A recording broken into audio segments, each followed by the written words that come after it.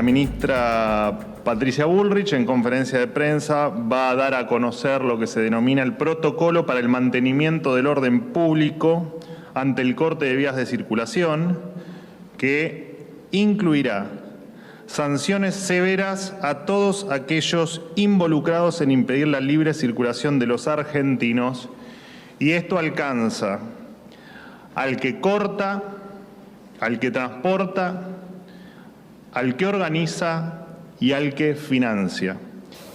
El propósito de este protocolo es, por un lado, cumplir la ley, como dice el presidente de la Nación, el que las hace, las paga. Y por otro lado, cuidar a todos quienes nos cuidan y establecer un protocolo de actuación que proteja en su accionar correcto a las fuerzas federales que están bajo el mando del Ministerio de Seguridad de la Nación, que las 4 fuerzas federales más el Servicio Penitenciario Federal que se ha unido a este ministerio van a intervenir frente a cortes, piquetes o bloqueos, sean parciales o totales. Las fuerzas podrán intervenir de acuerdo a los códigos procesales vigentes, que es que si hay un delito infragante, delito que ya existe hace mucho tiempo, pero también hay una ley de fragancia, van a poder intervenir y será determinado los delitos hasta una nueva ley que se va a presentar a corto plazo, de acuerdo al artículo 194 del Código Penal. Es muy importante entender que las fuerzas federales van a actuar en las zonas federales y esto llevará a que las fuerzas provinciales deban actuar en las zonas de su competencia. Todos los costos vinculados a los operativos de seguridad se les enviará la factura a las organizaciones o individuos responsables. El Estado no va a pagar por el uso de la fuerza de seguridad, tendrán que pagar las organizaciones y que tengan personería, o los individuos se tendrán que hacer cargo del costo de los operativos. El anuncio ya está hecho, las calles no se toman. Así que sepan que si se toma la calle va a haber consecuencias. No es un problema de anunciar, ya se sabe que vamos a ordenar el país para que la gente pueda vivir en paz. La protesta se está desarrollando sobre la vereda. ¿En la vereda? Nunca he visto en los últimos 15 años una protesta sobre la vereda. Y además, un segundo elemento, Guille, el cordón policial. El cordón policial que impide el avance de los manifestantes sobre la calzada principal de Alem, o la calzada donde va el tránsito vehicular sentido hacia el sur de Alem. Por ello informamos que todos aquellos que hayan promovido, instigado, organizado o participado de los cortes perderán todo tipo de diálogo con el Ministerio de Capital Humano. También comunicamos que comenzaremos a auditar a todas las organizaciones que entreguen planes sociales. Iniciaremos un proceso para la eliminación de la intermediación. Por otra parte, creemos imprescindible darle tranquilidad a los beneficiarios de los planes. Deben saber que nadie puede obligarlos a ir a una marcha con la amenaza de dar de baja el plan. Por esta razón, suspenderemos el control de los certificados de presencialidad que dan las organizaciones sociales. Reiteramos que ya no van a poder dar de baja tu plan. Va a estar abierta la línea 134, 134 para todo aquel que se sienta amenazado por algún intermediario, algún dirigente, algún puntero político o alguien que los amenace con si van a la marcha no se les va a quitar el plan, o por la negativa, si no llegan a ir a la marcha les vamos a quitar el plan, no les crean y llamen al 134 y hagan la denuncia, que nosotros tenemos un equipo preparado para tomar cada uno de los casos y actuar en consecuencia. No se les va a cortar el plan. Quédense en sus casas y si van a marchar, que es por supuesto un derecho constitucional el de manifestarse, háganlo como marca la ley y respetemos el protocolo de la resolución de la ministra de Seguridad, Patricia Bullrich.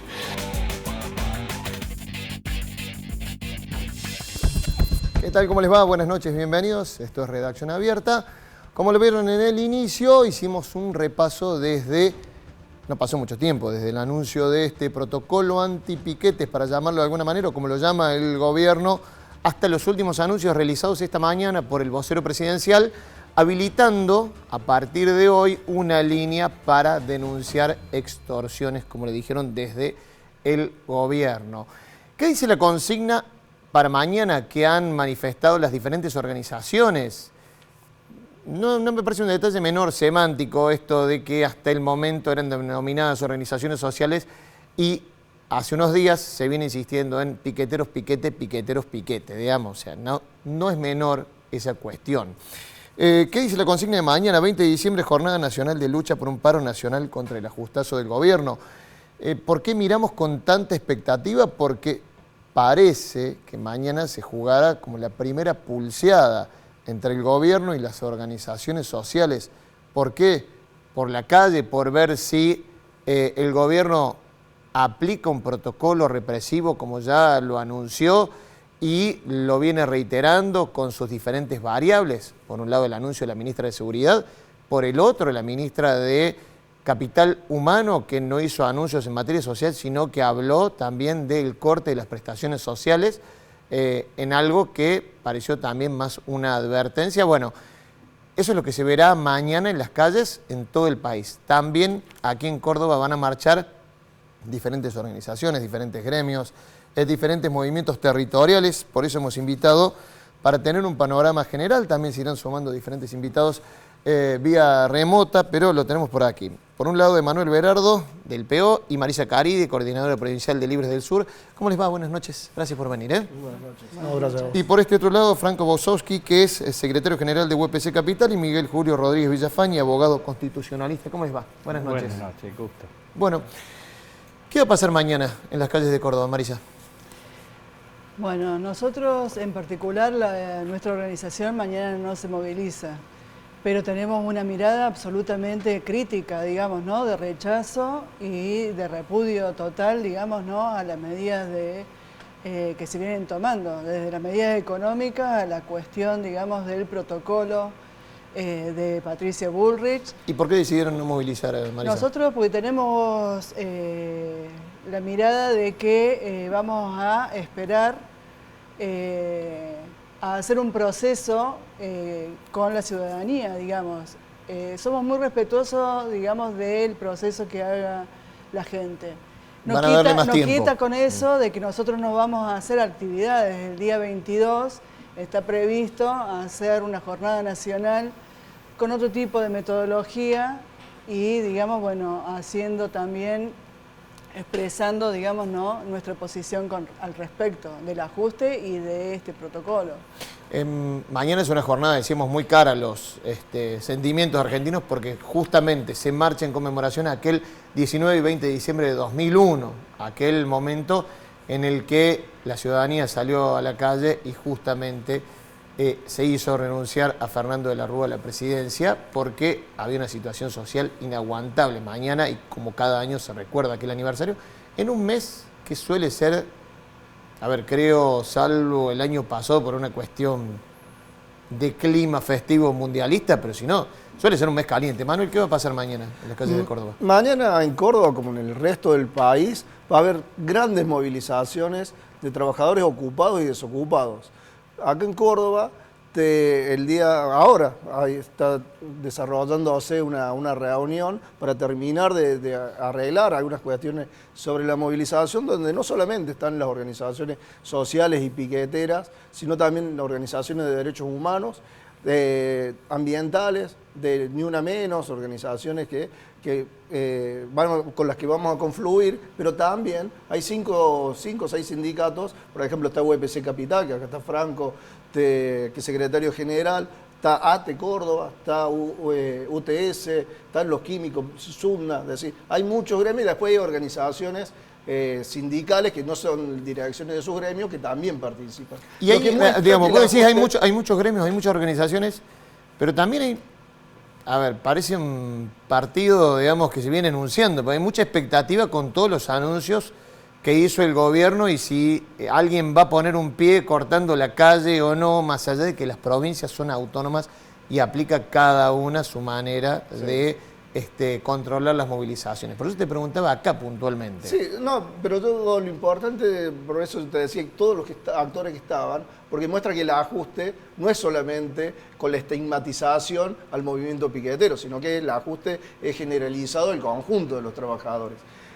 Y hay muchos, por ejemplo, en Córdoba, como en el resto de las provincias, muchos secretarios o ministros de seguridad dicen que quieren aplicar el protocolo de Bullrich, pero que está flojito de papeles, como quien diría, porque bueno, tiene muchas ilegalidades.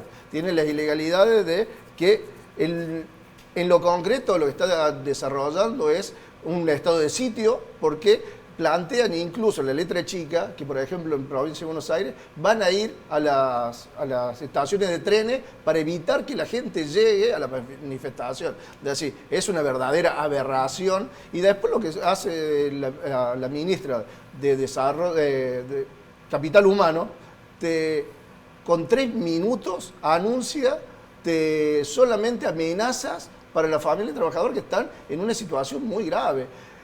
La ministra tendría que haber salido en su discurso a dar algún tipo de solución o paliativo al 50% de la población que está bajo la línea de la pobreza y que en los próximos meses va a llegar al 60 o el 70 según el propio gobierno. Bien, decía Emanuel que además de las organizaciones territoriales, de los movimientos piqueteros, de los movimientos sociales, hay organizaciones sindicales. En el caso de UPC Capital, ¿se van a manifestar solamente como UPC Capital? Franco, ¿va a haber acompañamiento en general de la docencia mañana? ¿Cómo va a ser? Bueno, efectivamente nosotros de UPC Capital adherimos a la convocatoria, a la movilización de mañana. Vamos a movilizar, llamamos a la docencia también a movilizar el día de mañana. Nos parece una fecha muy importante, va a ser un acontecimiento muy importante y nosotros en realidad venimos movilizados.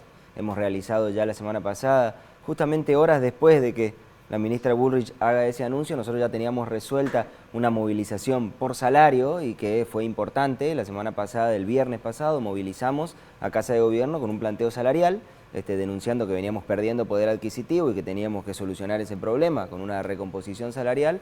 Horas después, el gobierno de la provincia anunció que pretenden no cumplir con el acuerdo salarial que tenemos firmado. Parece toda una aberración, digamos, ministros hablando de forma ilegal, una ministra que anuncia un protocolo ilegal, otra ministra que en lugar de atender el problema de la pobreza solamente lo quiere reprimir, un gobierno provincial que dice no voy a cumplir lo que está firmado. Parece toda una aberración, parece todo por fuera de la realidad, parece una novela distópica, diríamos los profesores de literatura, pero bueno, es la realidad y a la realidad la tenemos que enfrentar y la enfrentamos movilizados. La fecha de mañana va a ser importante, la movilización de mañana va a ser muy importante porque no solamente es la fecha, como ha dicho usted, tan cara para nosotros, para el pueblo argentino, del 20 de diciembre, es decir, no es solamente conmemorativa la movilización, sino que justamente ya es un canal de expresión de una lucha contra el ajuste que, como dijo Emanuel recién, no es marginal, sino que es un ajuste generalizado y también no es generalizado porque no va contra todos, sino que es direccionado. Es un ajuste contra los trabajadores, contra los desocupados, contra los jubilados, allí apuntan. Si bien el gobierno nacional parece estar más preocupado por lo que pase en las calles de la Ciudad Autónoma de Buenos Aires, lugar en donde se verá o no la fuerza aplicada por el gobierno nacional, la fuerza que tengan los movimientos para manifestarse en la calle, aquí en Córdoba bajamos a la realidad, por eso fuimos a consultar tanto al actual jefe de policía, al asumido reciente jefe de policía, al flamante ministro de Seguridad de la provincia, y esto nos contaban con respecto a lo que va a pasar aquí en la provincia.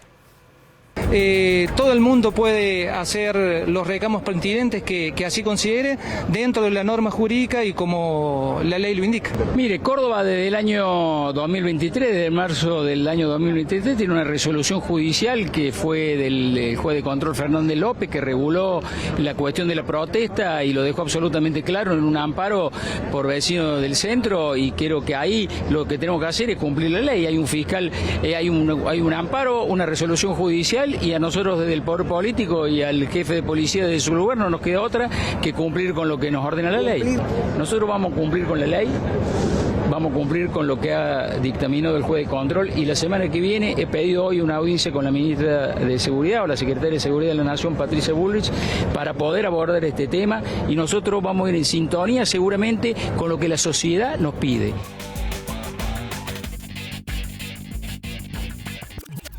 Bueno, dos cuestiones de las que habla el ministro provincial. Cumplir la ley, pero ir en sintonía con lo que la sociedad nos pide. Miguel Julio Rodríguez Villafañe, desde tu punto de vista de constitucionalista, ¿qué quiere decir esto? Bueno, primero, y a la vez también teniendo en cuenta los anuncios nacionales que imprimen de alguna manera lo que puede pasar mañana. Estos anuncios son tremendamente tramposos. Primero, el artículo 15 del Pacto de San José Costa Rica, que está con jerarquía constitucional, dice que la libertad de expresión se regula por ley. Por eso, Patricia Bullrich empieza a decir, vamos a mandar una ley pronto, lo cual está reconociendo que no hay ley. Por lo tanto, mal se puede decir que se está cumpliendo una ley. Lo mismo pasa por Córdoba, que acá se tomó un atajo y nunca un juez que tiene que faltar en un caso concreto puede regular una modalidad general que tiene que salir por la legislatura. Por lo tanto, ni en función del protocolo nacional, ni en función del fallo provincial, podemos decir que estamos ante una norma a respetar, porque no existe norma. Y es claro que tiene que haber una norma. Y aclaro, lo del protocolo de Patricia Bullrich viola todos los requerimientos de la Constitución y de la ley. Doy bastantes ejemplos. Uno, una ministra por su sola firma, ni siquiera la firma del presidente puede decidir lo que decidió, que incluso tiene implicancias penales, que eso no puede ser hecho de otra forma que no sea a través de una ley, como que establecen que pueden perder la personería o pueden tener problemas de que le quiten derechos. Segundo, es tramposo el mensaje. Esas cosas decís no pueden pasar. No pueden pasar, son inconstitucionales. Bien. Además, fíjate, hay 3 o 4 cosas gravísimas. Uno, la extorsión a los más débiles, porque le dicen, mire, en teoría si a usted le exigen ir, sepa que puede denunciar.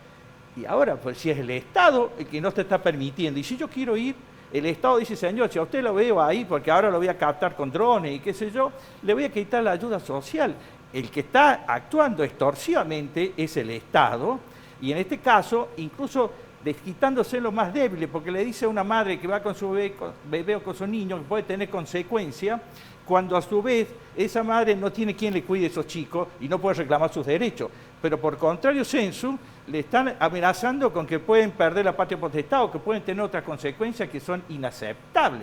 A su vez, esta regulación de Patricia Bullrich habla de que se puede sancionar incluso a los instigadores. O sea, va a bastar con que vos en un programa de televisión alguien dijera que es importante esta manifestación de mañana, bueno, estás instigando a que vayan mañana. Es un absurdo, casi patoteril, que indudablemente, como bien se dijo acá, supera a la posibilidad de un estado de sitio. Miguel, ya volvemos con vos. Quiero seguir analizando el punto de vista legal, no solamente de esto, sino también de lo que se va a anunciar mañana en cadena nacional. No me quiero adelantar a los temas que vamos a hablar por aquí también, porque estamos hablando sobre las protestas que van a ocurrir mañana en todo el país y puntualmente aquí en Córdoba. ¿Qué es lo que va a suceder? Lo voy a sumar a esta mesa a Jorge Jofre, que es titular de la Diplomatura en Seguridad Ciudadana de la Universidad Blas Pascal. Ha estado en más de una ocasión aquí invitado, ahora lo sumamos en vía remota. Jorge, ¿cómo te va? Buenas noches, gracias por sumarte. Por favor, gracias a ustedes por la invitación. Bueno, gracias por primer análisis, Jorge, de lo que venimos hablando. Digamos, han manifestado el punto de vista que tienen desde las organizaciones sociales, sindicales. A ver, tu punto de vista desde el análisis de lo que conlleva una mirada democrática de la seguridad. Bueno, voy a cometer un pecado. Voy a dar la respuesta a una pregunta clásica de examen en una licenciatura de seguridad. ¿Qué implicancia tiene la legislación de seguridad de un país cuando uno se dispone a analizarla? Esta es una pregunta clásica de examen que cualquier sujeto que quiera aprender seguridad debe saber responder. Y la respuesta es que una legislación de seguridad, con todas sus manifestaciones a nivel de resoluciones, decretos y legislaciones, nos manifiesta el grado de alineamiento de esa legislación con el sistema de garantías que presentan la Constitución Nacional y los tratados internacionales. Si nosotros analizamos incluso históricamente lo que representa este nuevo protocolo con lo que representó el protocolo de vigencia anterior del 2011, el 210 de 2011, y la verdad que tiene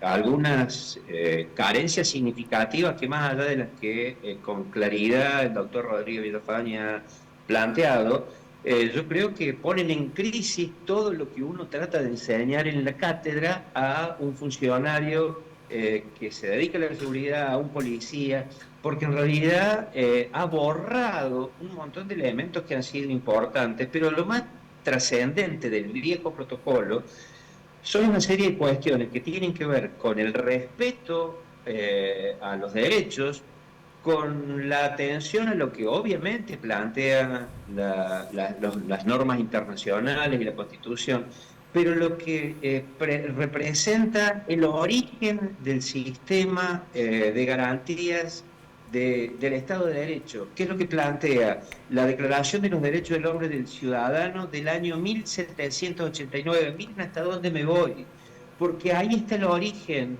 de este tipo de derechos. Esa declaración planteaba 4 derechos fundamentales: libertad, propiedad, seguridad y resistencia a la opresión.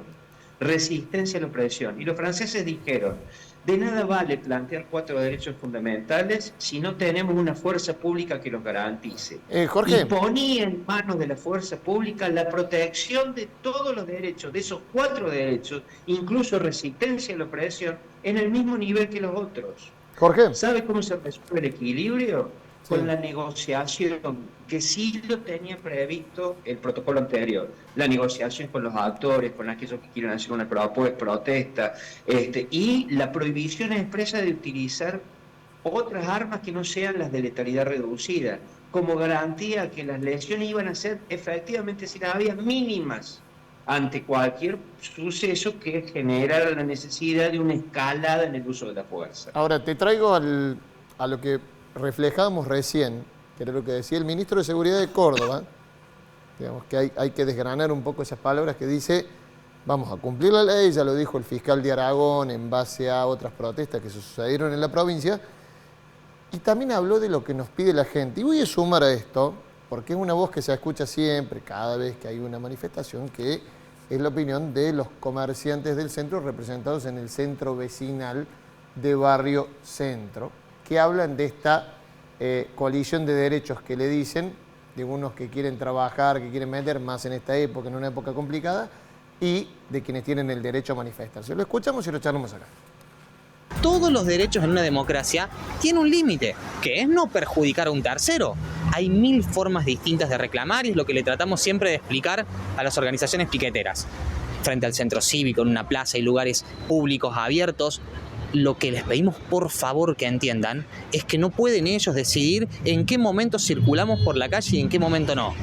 Más en esta semana particular, que es la semana de Navidad, en el cual el comercio en el centro espera hacer la diferencia para después pagar impuestos, que esos impuestos se utilizan para ayudar a los más necesitados, entre otras cosas. No hagamos de esto una guerra de pobres contra pobres. Los comerciantes y los vecinos del centro no vacacionamos en Miami, que si lo hiciéramos tampoco tendría nada de malo, pero somos laburantes igual que ellos. Entonces, por Dios, encontremos una forma de convivir pacíficamente en la cual no haya ningún derecho vulnerado. Lo que pasa es que eso es difícil cuando vos tenés de un lado gente con la cara tapada, con palos en la mano, y te dice: abrís la persiana y vamos a tener una discusión fea. Decir, bueno, eso no es diálogo democrático. Varias cuestiones para analizar. A ver, ¿cómo se resuelve eso, Miguel? Primero tiene que ser por ley. Acá no puede ser el capricho ni de un juez ni de una ministra cómo se organiza eso. Es cierto, hay que respetar otros derechos, pero hay derechos preeminentes. Yo pregunto, y gracias que está acá el representante de los docentes, acá nadie se hace cargo de lo que se llama el instigador indirecto, que podría ser el que no cumple la ley. Porque en realidad cuando desfilan los docentes que están cobrando por debajo de la línea de pobreza, deberíamos desfilar todos en defensa de ello, y parecería que porque definamos a defender ese derecho, estamos afectando muchos otros derechos y que no tienen nada que ver con derechos esenciales. Acuérdate que nuestro país pudo tener permeabilidad social con una educación gratuita, pública y de calidad. Entonces, ahora, Miguel, perdón, sí, pero hacían referencia a los diferentes funcionarios a los que les preguntamos que hay un fallo que ya limitó las protestas acá? Vos decís tiene que ser por ley, pero hay... Es inconstitucional. Es inconstitucional. Una Ese sentencia. fallo, ¿sabe por qué? Los jueces tienen que fallar en caso concreto. No puede dar reglamentaciones generales. Eso lo tiene que hacer una ley. E incluso es un tema de tanta importancia que la propia ministra, ahora que antes no lo decía, pronto vamos a mandar un proyecto de ley. Ni siquiera es ley. Está claro. Lo cual no quiere decir que no nos organicemos. Pero es cierto que acá no puede haber sectores que se los tape y que no puedan, con el manejo mediático y con determinados discursos. Fíjate que nadie cae en cuenta lo grave, otros aspectos que ha puesto la ministra. Dice que van a habilitar todas las fuerzas federales, o sea, la Policía Aeronáutica, Prefectura, Gendarmería, Policía Federal, más la Policía de la Capital, por ejemplo, federal, pero habilitan el servicio penitenciario. El primer detalle, por ley, el servicio penitenciario no puede cumplir esas funciones porque es solo para las cárceles. Pero además, hace parecer que esto fuera una invasión de 5 millones de personas, como si acá viniera un ejército con bazooka, y son seres de bien argentinos que, de acuerdo al presidente, no los considera hombres y mujeres de bien. Yo creo que sí lo son y merecen todo mi respeto, hacer respetar sus derechos. Acá sobreactúan. Fíjate que ahora se pueden hacer una imputación por quemar una goma, porque ahí se contamina el ambiente, al mismo momento que no importa lo mismo que se contaminen aguas con el litio, los echan a los indígenas aplicando el protocolo los otros días, y pareciera que eso no hay que tocarlo, se puede contaminar, pero sí porque quemas una goma. Emanuel, estas discusiones con el Centro Vecinal del Centro las han tenido en más de una ocasión. ¿Cómo se zanjan en estas ocasiones? No, primero, bueno, hay, lo que dice al final de su nota, ustedes lo reflejan, los medios, en muchas oportunidades, en las movilizaciones de las cartas tapadas con palo de las organizaciones, de la unidad piquetera, no está esa situación, entonces, pero con ese tipo de discursos se genera una sensación de que, esto que decía el doctor, de que acá los culpables de todo y el problema de la sociedad son las movilizaciones. Y también lo dice el ministro Quintero, dice, la sociedad está cansada de esto. Es decir, la sociedad nos pide eso, por eso quería desgranar eso. Sí, los que nos movilizamos, que somos un sector de la sociedad, porque nos quieren sacar de la sociedad. Dicen, no, los piqueteros no son parte de la sociedad, los desocupados son el problema y no son parte de la sociedad. Y hay que dejar en claro que el problema se tiene que resolver socialmente, es decir, con una política de Estado para dar solución. ¿Cómo se genera? Se termina con el problema de la intermediación, que todo el mundo habla de la intermediación de los planes sociales, digamos. ¿Cómo se termina? Nosotros lo hemos planteado en una cantidad de ocasiones. O sea, que el gobierno acusa que son las organizaciones las que manejan los planes sociales. Dicen, ustedes le ponen el tilde a la gente que va a las marchas y con eso le dan el plan social o no. ¿Es así? Lo cual es falso. Lo único que dan altas y bajas es el gobierno, el Estado. No lo pueden hacer las organizaciones. Entonces ya es falso todo el discurso. Después, la intermediación, que dicen para que no haya de por medio organizaciones que reclamen, que se universalice, como le hemos dicho a todos los gobiernos, la asistencia social, que cualquier persona que lo necesita va a una dependencia pública, cumple los requisitos, se le da la asistencia social. Eso no existe en este país. Si existiera, tendría que haber asistencia social para millones de personas y no lo hay. Y generar trabajo genuino y un salario por encima de la línea de la pobreza. Esa es la solución al problema. Lo voy a sumar por último al invitado por Zoom, así ya lo despedimos, pero quería tu mirada sobre esto que charlamos recién, Jorge. En realidad, considero que es complejo esto de tratar de arrogarse la voz de las mayorías o la voz de la sociedad. La única forma en que podemos llegar a interpretar que esa voz está cristalizada es a través de una ley, como bien decía el otro invitado. Y también creo que todos tenemos que llegar a un punto de profunda reflexión cuando descubrimos procesos de sobreideologización de lo que son los sistemas de garantías de nuestra Constitución. Me parece bastante peligroso que encontremos dentro de las líneas discursivas contradicciones tan significativas como que toleremos que, como recién bien decía, que un empresario que desarrolla una actividad económica contamine un río, pero alguien que quema una goma por una cuestión de reclamo, ese sí lleva adelante un proceso de atentado contra el ambiente. Pero quiero recordar esto. Las manifestaciones que nuestro presidente venía haciendo y que venía estimulando en procesos de generación de tensión, cuando se quejaba contra la opresión del Estado y llamaba a los que cobraban impuestos ladrones, y esas formas de manifestarse eran una forma de quejarse ante la opresión del Estado. Él tenía un escenario cotidiano para quejarse ante la opresión del Estado y hasta estimulaba reuniones y movilizaciones con el objeto de quejarse de la opresión del Estado. Su perspectiva. Ahora bien, hay otras formas de analizar la opresión que deben ser reprimidas.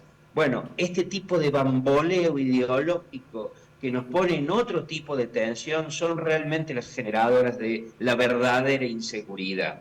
Y esto creo que tenemos que llevarlo a la reflexión hacia las máximas posibilidades, porque creo que podemos llegar a estar en problemas más significativos en la medida que pasa el tiempo.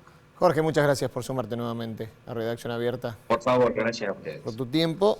Interesante que incluso una contradicción que le marcaron a la propia ministra cuando anunció el protocolo antipiquetes. La posibilidad que tuvo la propia ministra, su espacio político, de manifestarse en las calles e incluso en una situación de cuarentena, cortando las calles y gritando en contra de lo que consideraban era, como decía Jorge Jofre, la opresión del Estado. Está bueno el debate, lo que sí nos tenemos que ir a la primera pausa en Redacción Abierta y ya seguimos sumando también diferentes opiniones sobre los temas que estamos tratando hoy. Pausa y ya venimos.